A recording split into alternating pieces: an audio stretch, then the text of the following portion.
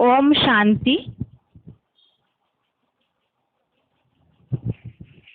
भगवद गीता श्लोक क्लास में रविवार को हुए श्लोक टेस्ट के प्रश्नों का उत्तर समझते हैं। श्लोक परीक्षा पत्र नंबर 50,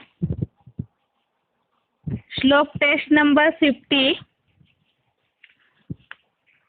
इसमें अध्याय 6 का श्लोक नंबर 19 से 22 तक, अध्याय 6 का श्लोक नंबर 19 से श्लोक नंबर 22 तक प्रश्न है और उसके अलावा बेसिक कोर्स का टॉपिक है भगवान सर्वव्यापी नहीं है।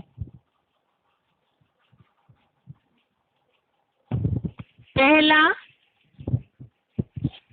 ग्रुप ए का प्रश्न है, निम्नलिखित प्रश्नों के उत्तर शब्दों में बताएं। पहला प्रश्न है,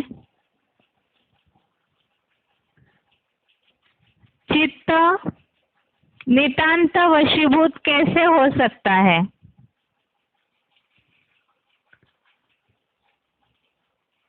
अध्याय 6 संबंधित प्रश्न है, इसलिए केवल श्लोक नंबर बताएंगे उत्तर में।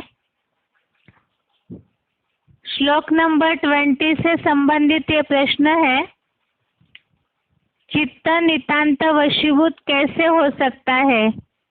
इसका उत्तर है योगाभ्यास द्वारा।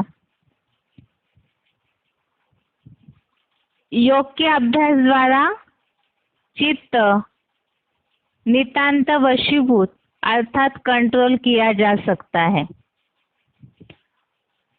दूसरा प्रश्न है, अतीन्द्रिय सुख कैसे ग्रहण किया जाता है? श्लोक नंबर 21, श्लोक नंबर 21। इसमें इसका उत्तर है बुद्धि से ग्राह्य। अतीन्द्रिय सुख जो है वो बुद्धि से ग्रहण किया जाता है। जो श्लोक में उत्तर भावार्थ में इस प्रकार वाक्य है, बुद्धि से ग्राह्य जो उत्कृष्टतम अतीन्द्रिय सुख है, अर्थात अतीन्द्रिय सुख बुद्धि से ग्रहण किया जाता है। ग्रहण करना या अनुभव करना एक ही बात है। तीसरा प्रश्न है, अतीन्द्रिय सुख का दूसरा नाम बताएं। अतीन्द्रिय सुख का दूसरा नाम श्लोक नंबर 21 और श्लोक नंबर 22, ये दोनों में इसके संबंधित उल्लेख आया हुआ है। श्लोक नंबर 21, श्लोक नंबर 22। 21 में उल्लेख इस प्रकार है, जो क्लैरिफिकेशन वाला अर्थ है उसमें उल्लेख है विष्णु लोकीय वैकुंठ के कलातीत सुख।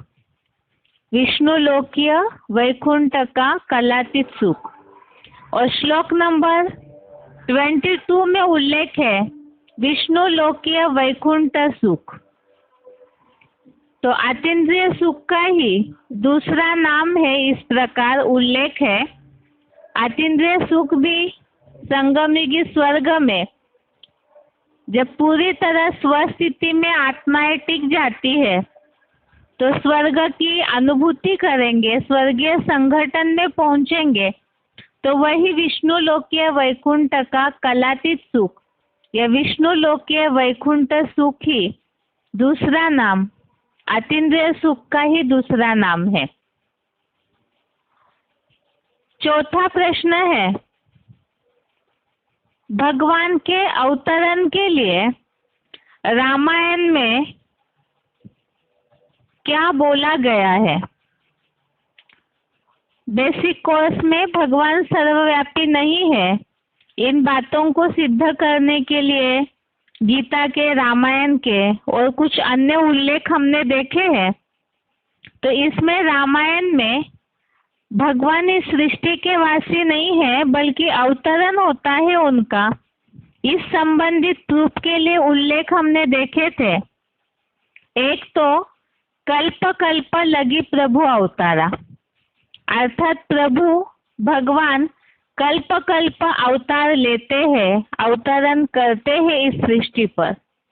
और दूसरा उल्लेख है रामायण का, जब जब होए धर्म की ग्लानि, बढ़े असुर अधम अभिमानी, तब धरी प्रभु मानुष शरीरा। तो ये दो उल्लेख है रामायण के, एक तो कल्प कल्प लगी प्रभु अवतारा और दूसरा जब जब होए धर्म की ग्लानि, बढ़े असुर अधम अभिमानी, तब धरी प्रभु मनुष्य शरीरा। पांचवा प्रश्न है, भगवान इस सृष्टि के वासी नहीं है, इसके लिए गीता में आए श्लोक का प्रमाण बताएं। भगवान इस सृष्टि के वासी नहीं है, इसके लिए गीता का प्रमाण। दो श्लोक हमने देखे थे जिसमें इस बात का उल्लेख है भगवान इस सृष्टि के नहीं, बल्कि ऊंचते ऊंच धाम, परम धाम के वासी है। गीता का 15वें अध्याय का 6वां श्लोक, अध्याय 15 का श्लोक नंबर 6 और अध्याय 8 का श्लोक नंबर 21, इन दोनों में इस बात का उल्लेख है तद्धाम परमम मम। जो 15वें अध्याय के श्लोक में उल्लेख है कि वो सूरज चांद सितारों से भी पार परम धाम के वासी है, और 8वें अध्याय में अव्यक्त धाम के रूप में जिस तरह से उल्लेख है कि वो मेरा ऊंचते ऊंच परम धाम है, तो वो परम धाम इस सृष्टि से ऊंचा, 5 तत्वों से भी ऊंचा है। इससे सिद्ध होता है कि भगवान इस सृष्टि के वासी नहीं है। अभी आगे ग्रुप बी का प्रश्न है, निम्नलिखित प्रश्नों के उत्तर 1-2 वाक्यों में बताएं। पहला प्रश्न है, भगवान को सर्वव्यापी समझने वाली क्या क्या मान्यताएं दुनिया में फैली हुई है?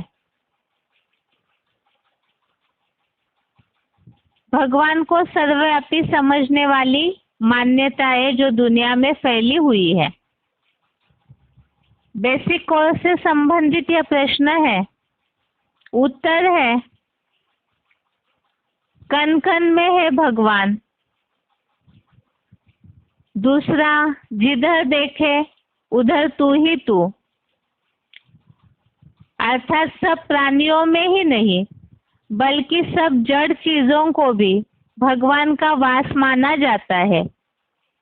इसके अलावा मुसलमानों में भी ये बात कही जाती है, जर्रे जर्रे में भगवान है, खुदा है। तो इस तरह से दुनिया में भगवान सर्वव्यापी है ऐसे समझकर इस प्रकार की मान्यताएं फैली हुई है। कण कण में भगवान है, सब प्राणियों में भगवान है, सब मनुष्यों में भी भगवान है, अर्थात जिधर देखो उधर तू ही तू। इस तरह की बातें फैली हुई है। दूसरा प्रश्न है, कौन तात्विक रूप से कभी विचलित नहीं होते हैं? तात्विक रूप से विचलित न होने वाले कौन है? इसका उत्तर श्लोक नंबर 21, श्लोक नंबर 21 में इसका उत्तर है, निर्णायक बुद्धि से ग्राह्य जो उत्कृष्टतम विष्णु लोकीय वैकुंठ के कलातीत अतीन्द्रिय सुख है, उसे उत्कृष्ट योगी जहाँ जिस स्थिति में जानता है और वहीं पर स्थिर हुआ तात्विक रूप अर्थात तत्वों द्वारा, जो तत्वों का उल्लेख गीता के 5वें अध्याय के श्लोक में 23 जड़ तत्वों का उल्लेख है, तो ऐसे तात्विक रूप से कभी विचलित नहीं होता। तो तात्विक रूप से कब विचलित नहीं होते और कौन? इसके लिए उत्तर है कि जो वैकुंठ का कलातीत अतीन्द्रिय सुख जो बुद्धि से ग्रहण किया जाता है, एक बार उस सुख को जो जानता है, जिस स्थिति में जानता है, बुद्धि ये जो जड़ तत्व है उनसे अलग, तो बुद्धि की एकाग्रता के द्वारा जब अतीन्द्रिय सुख की अनुभूति होती है, तो तात्विक रूप से ऐसा योगी कभी विचलित नहीं होता है। तीसरा प्रश्न है, अधोगामी सांसारिक लाभ को कौन अधिक अच्छा नहीं मानता है? अधोगामी सांसारिक लाभ को कौन अधिक अच्छा नहीं मानता है? अधोगामी अर्थात गिरती कला वाला, पतन वाला जो संसार है, उससे जो लाभ प्राप्त होता है उसे अच्छा नहीं मानता है। तो कौन है जो अधोगामी संसार के लाभ को अच्छा नहीं मानता? उसका उत्तर यही है, श्लोक नंबर 22, श्लोक नंबर 22 में स्वर्ग के अतीन्द्रिय सुख को पाकर अधोगामी सांसारिक लाभ को अच्छा नहीं मानता।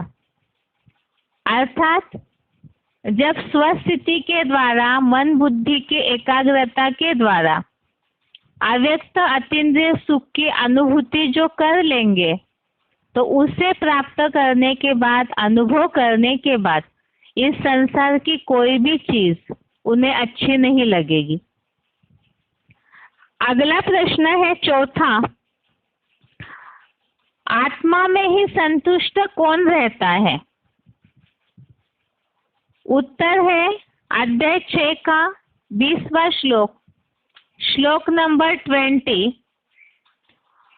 उत्तर है, जिस अव्यक्त अवस्था में आत्मा का परमात्मा से योगाभ्यास द्वारा नितांत वशीभूत चित्त परमात्मा में उपराम हो, जहाँ अपने मन बुद्धि से भ्रूमध्य में ज्योति बिंदु स्वरूप में स्थिर अव्यक्त आत्मा को देखता हुआ आत्मरूप परम पिता शिव समान परमात्मा में ही संतुष्ट होता है। तो यहाँ जो सिंपल अर्थ है उसमें इस बात का स्पष्ट उल्लेख दिखने में आता है कि योगाभ्यास के द्वारा जिनका चित्त वशीभूत हुआ है और उपराम हुआ है और मन बुद्धि ने जहाँ भ्रूमध्य में आत्मा को देखने की प्रैक्टिस की, उसमें स्थिर हुआ है, तो वो आत्मा में ही संतुष्ट होता है।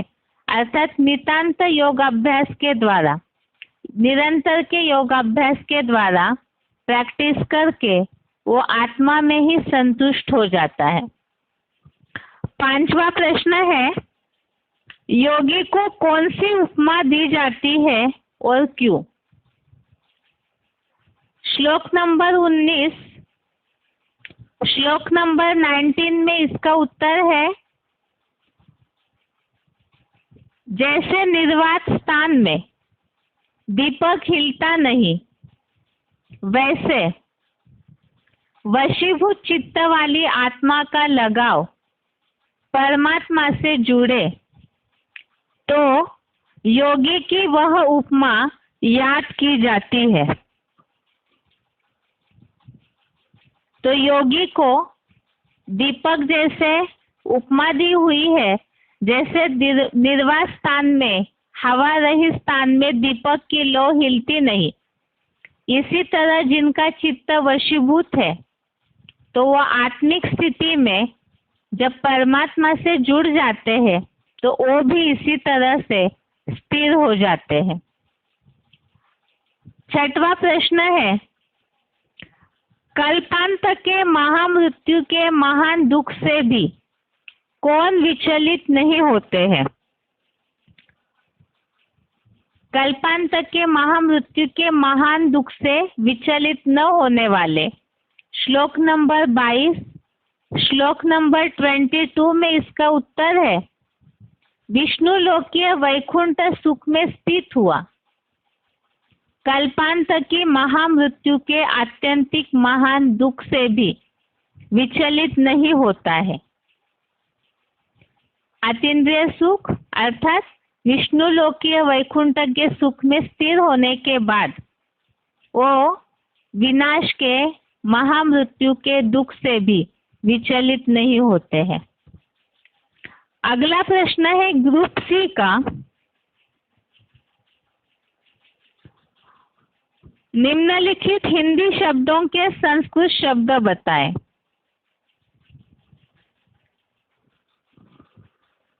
पहला है निर्वात स्थान।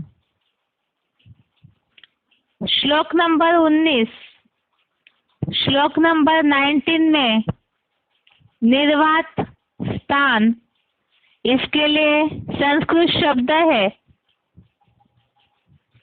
निवातस्थः। निवातस्थः। दूसरा है उपराम हो।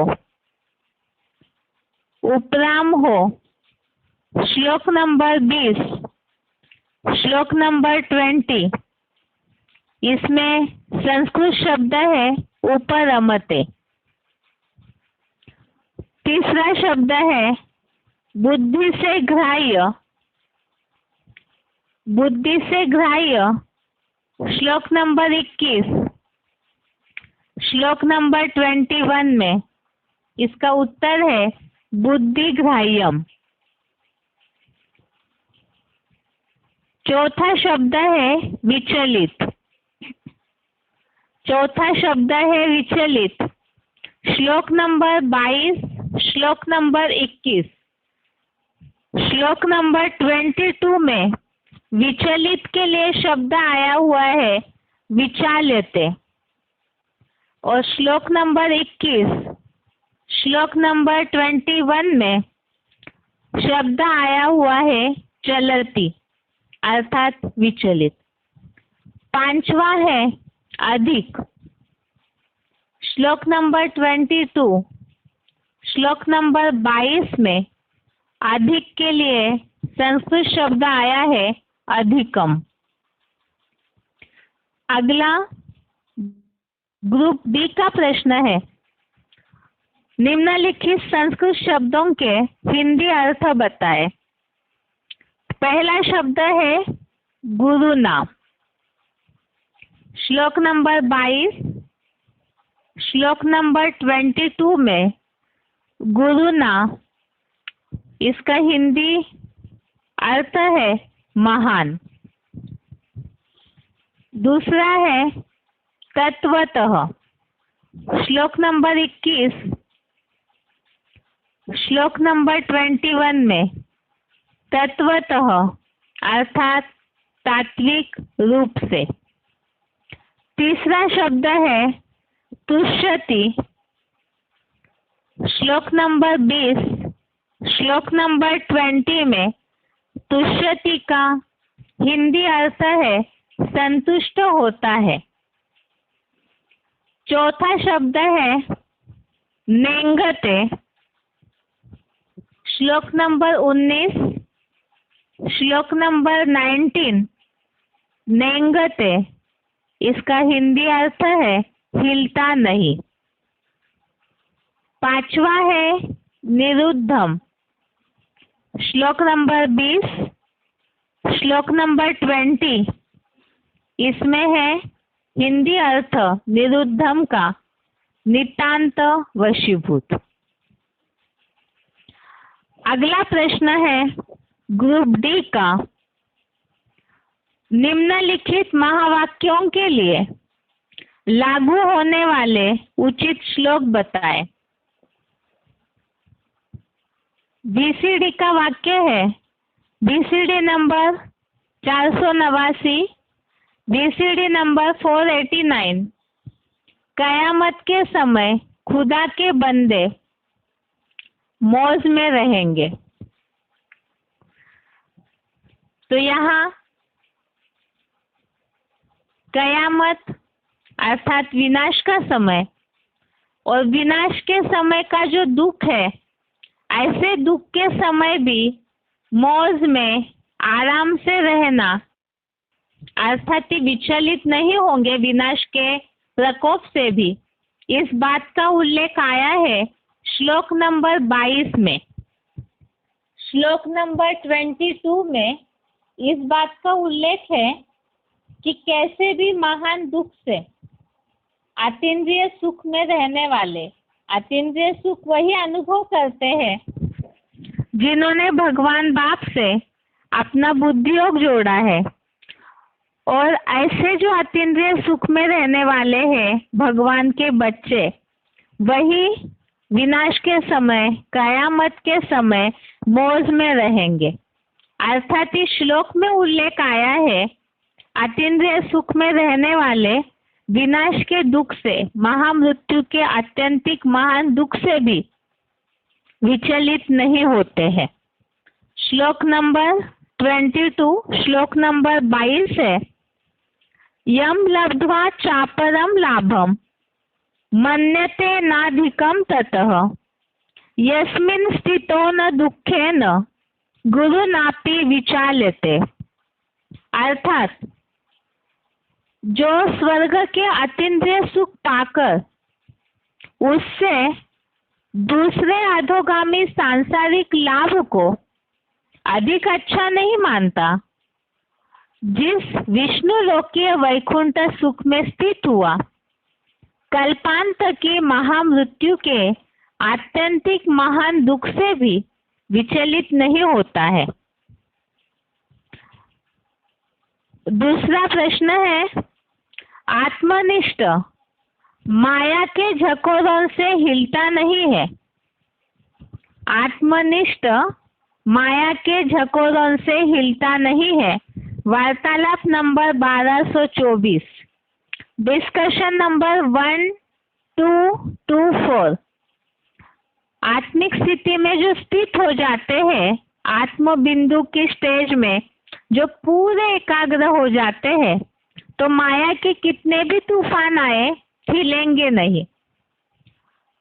इस बात के लिए श्लोक में इस तरह उल्लेख है, जैसे निर्वात स्थान में दीपक हिलता नहीं, हवा रहित स्थान में दीपक हिलता नहीं, उसकी लौ स्थिर रहती है। इसी तरह से जिन्होंने आत्म बिंदु की स्टेज की प्रैक्टिस की है, तो माया के तूफानों से हिलेंगे नहीं। जिनका मन अर्थात चित्त पूरी तरह वशीभूत है और भगवान से जो पूरी तरह जुड़े हुए हैं। ये श्लोक नंबर 19, श्लोक नंबर 19 पुरुषार्थी जीवन के लिए एग्जाम्पल के रूप में श्लोक है। आत्मिक स्थिति की प्रैक्टिस से माया के तूफानों का असर नहीं होगा। श्लोक है, यथा दीपो निवातस्तो नेंगते सोपमा स्मृता योगिनो यत चित्तस्य युञ्जतो योगमात्मनः। अर्थात जैसे निर्वात स्थान में दीपक हिलता नहीं, वैसे वशीभूत चित्त वाली आत्मा का लगाव परमात्मा से जुड़े तो योगी की वह उपमा याद की जाती है।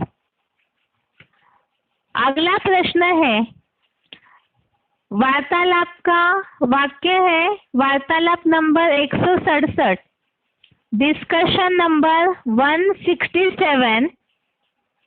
लक्ष्मी नारायण के चित्र में लक्ष्मी नारायण का सुख।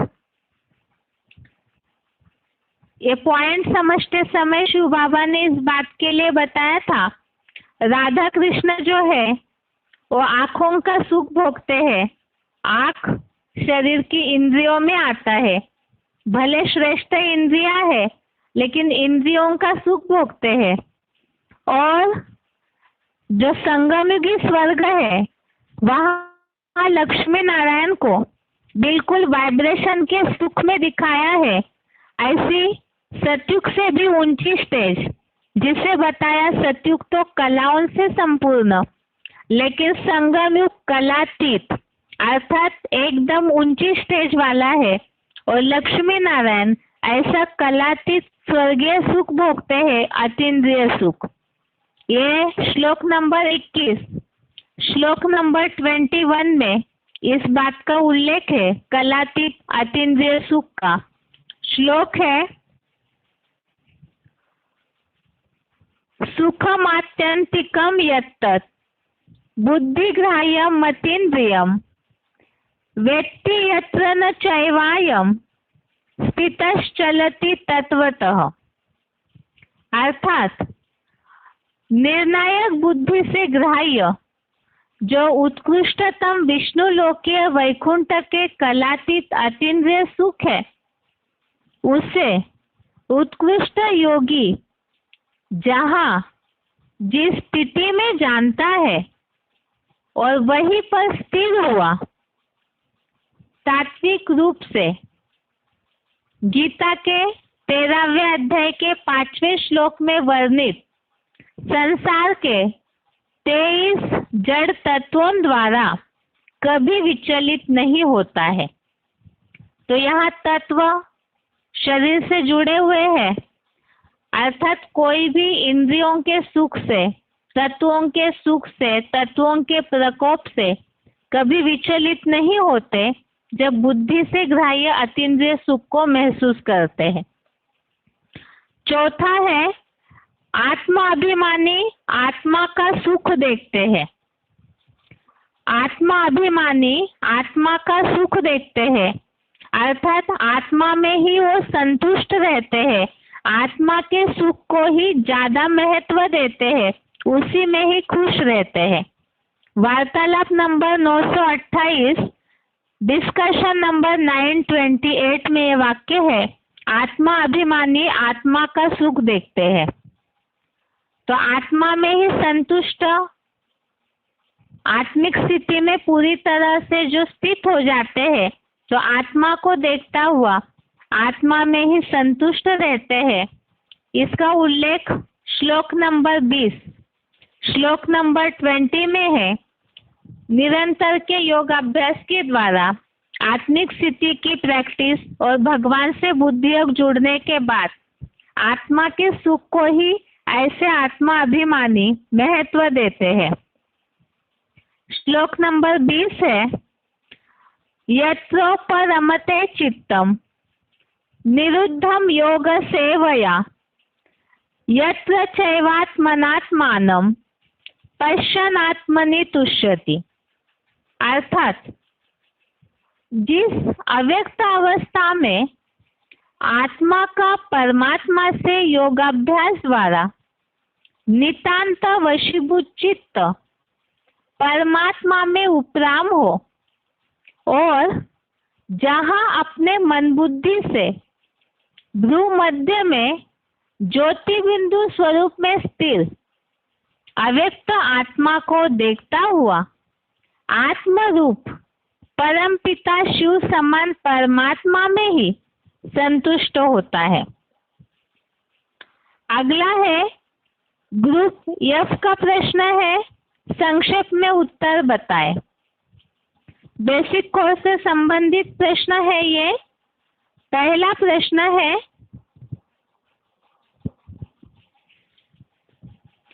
भगवान सर्वव्यापी नहीं है, इसके लिए गीता में आए हुए श्लोकों के प्रमाण बताएं। भगवान सर्वव्यापी नहीं है, इसके लिए गीता के श्लोकों के प्रूफ बताने हैं। उत्तर है, अगर भगवान सर्वव्यापी होते, अर्थात जैसे दुनिया में कहते हैं अणु अणु में वास करते हैं, कण कण में वास करते हैं, तो फिर गीता में ऐसे क्यों कहा है? पहली बात, अध्याय 4 का श्लोक नंबर 6, अध्याय 4 का श्लोक नंबर 6 में उल्लेख है, मैं प्रकृति को अधीन करके आत्म शक्ति से जन्म लेता हूँ। जो श्लोक में उल्लेख है प्रकृति स्वामधिष्ठाय, अर्थात जन्म लेने की बात आई है। यदि सर्वव्यापी है, पहले से इस सृष्टि पर कण कण में व्यापक है, तो फिर प्रकृति को अधीन करके जन्म लेता हूँ, अर्थात इस सृष्टि पर पहले से नहीं है, तभी जन्म लेने की बात का उल्लेख आया है। दूसरा प्रूफ, चौथे अध्याय का 7वां श्लोक, अध्याय 4 श्लोक नंबर 7, जब जब धर्म की ग्लानि होती है तब तब मैं जन्म लेता हूँ। अध्याय 4 के श्लोक नंबर 7 में भी जन्म लेता हूँ ऐसा उल्लेख आया है। तीसरा प्रूफ है,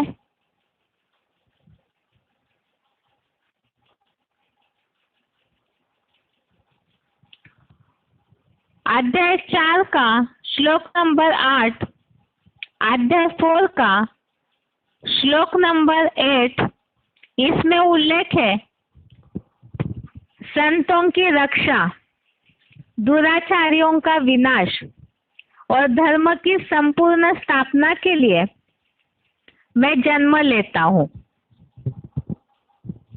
तो इसमें भी जन्म लेता हूँ का उल्लेख आया है, अर्थात ही इस सृष्टि पर पहले से मौजूद नहीं है बल्कि जन्म लेते हैं। चौथा प्रूफ है,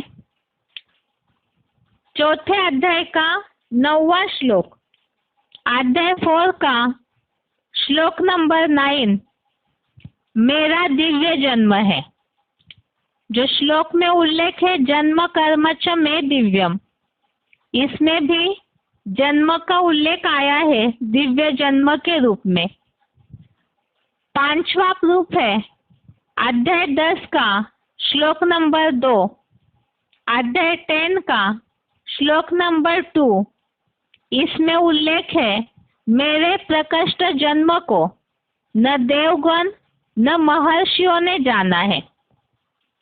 अर्थात भगवान के जो प्रकृष्ट रूप से, जो विलक्षण विशेष रूप से जन्म होता है, तो उसे देवगण महर्षि आदि कोई भी नहीं जानते हैं। और संभवतः न जानने के कारण ही, जब कोई जानते ही नहीं है तो पहचान न पाने के कारण, यथार्थ रीति गहराई न समझने के कारण सर्वव्यापी की बात को लागू कर दिया। 6वां प्रूफ है, अध्याय 9 का श्लोक नंबर 11, अध्याय 9 का श्लोक नंबर 11 में मैं मनुष्य तन का आश्रय लेता हूँ, मानुषिम तनुम आश्रितम, इस तरह से उल्लेख आया हुआ है। तो यदि सर्वत्र होते, सभी मनुष्य मात्र में होते, तो मनुष्य तन का आश्रय लेने की, अर्थात जन्म लेने का जो अभी तक उल्लेख आया है वो क्यों आया? 7वां है, मैं प्रवेश करने योग्य हूँ। 11वें अध्याय का 54वां श्लोक, अध्याय 11 का श्लोक नंबर 54 में उल्लेख है प्रवेश तुम का, अर्थात भगवान प्रवेश करके अपना दिव्य जन्म लेते हैं और अपना कार्य करते हैं। तो भगवान के जन्म के इन उल्लेखों से, जो गीता में उल्लेखित है, जो अभी अभी हमने श्लोक नंबर सहित देखे, इससे ये बात सिद्ध होती है कि भगवान सर्वव्यापी नहीं है। इसके अलावा भगवान इस दुनिया के वासी नहीं है, सर्वव्यापी नहीं है, अर्थात इस दुनिया के वासी नहीं है, वो इस दुनिया से भी ऊंचे परम धाम के वासी है, अर्थात भगवान का वास परम धाम है, सब जगह सर्वत्व सर्वव्यापी नहीं है। इसके लिए गीता के और श्लोक है जिसमें भगवान के धाम का निवास स्थान का उल्लेख है। पहले तो अध्याय 15 का श्लोक नंबर 6, अध्याय 15 का श्लोक नंबर 6, इसमें उल्लेख है, न तत् भासयते सूर्यो न शशांको न पावकः यद् गत्वा न निवर्तन्ते तद्धाम परमं मम। इसमें जो तद्धाम परमं मम अर्थात इस सूरज चांद सितारों से भी पार मेरा धाम परम धाम है, इस तरह उल्लेख है। ऐसे ही श्लोक नंबर अध्याय 8 का श्लोक नंबर 21, अध्याय 8 श्लोक नंबर 21, इसमें उल्लेख है,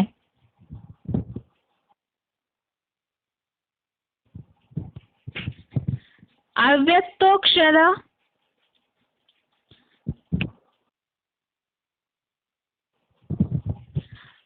8वें अध्याय का 21वें श्लोक में उल्लेख है, अव्यक्तोक्षर इत्युक्त तमाहु परमां गतिम यम प्राप्य न निवर्तन्ते तद्धाम परमं मम। तो इन श्लोकों से भी ये बात सिद्ध होती है कि भगवान का वास ये 5 तत्वों की दुनिया से परे जो तुरिया धाम में परम धाम में है, अर्थात ही भगवान सर्वव्यापी नहीं है। इस दुनिया में कण कण में भगवान नहीं है, बल्कि वो ऊंची स्टेज के परम धाम के वासी है और इस सृष्टि के उद्धार के लिए इस धरती पर आते हैं, जिसका ऊपर के श्लोकों में उल्लेख हमने देखा है। आगे है दूसरा प्रश्न,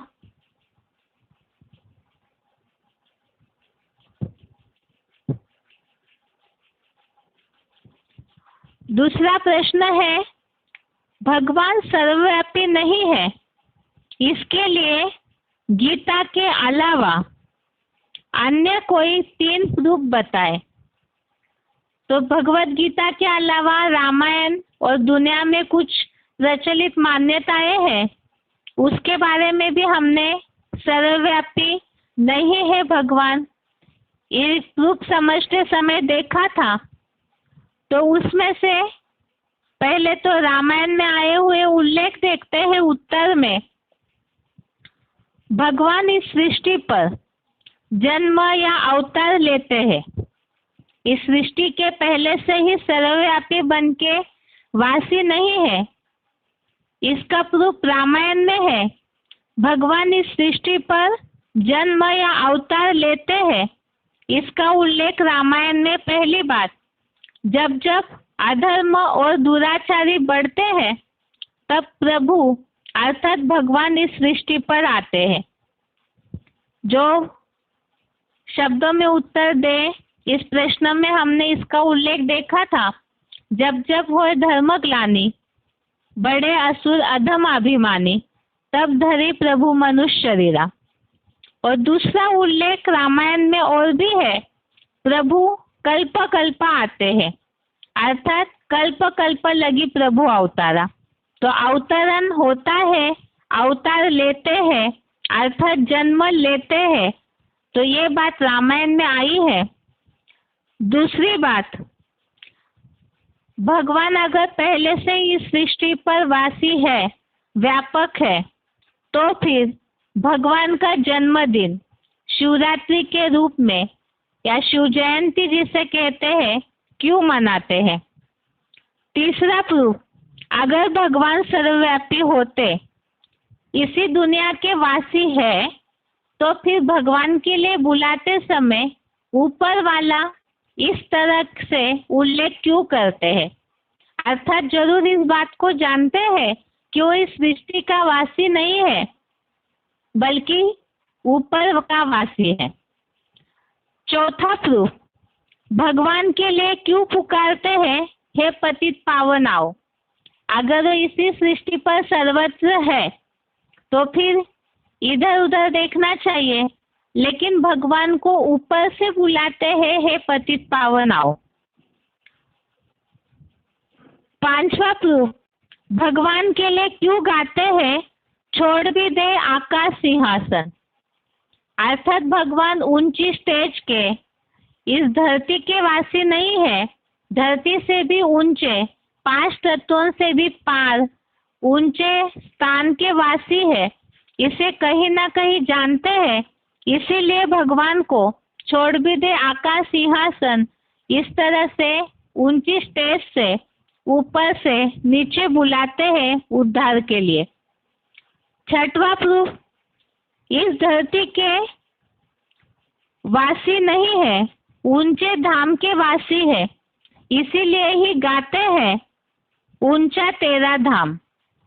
ये जो गीत बना हुआ है, ऊंचा तेरा धाम, ऊंचा तेरा नाम, ऊंचा तेरा काम, इसमें भगवान का निवास स्थान ऊंचे धाम के रूप में ही कहा जाता है। अर्थात वो इस सृष्टि के वासी नहीं है, सर्वत्र नहीं है, सर्वव्यापी नहीं है, इसीलिए ही उन्हें ऊंचाई नजर से ही ऊपर वाला कह के भी देखते हैं। और ऐसे ही मुस्लिम लोग भी आजकल कहने लगे संग के रंग से कि भगवान जर्रे जर्रे में है, लेकिन शुरू में उन्होंने भी सात्विकता की अवस्था में यही कहा है, भगवान इस फर्श की दुनिया के वासी नहीं है, खुदा अर्श अर्थात ऊंची स्टेज के वासी है।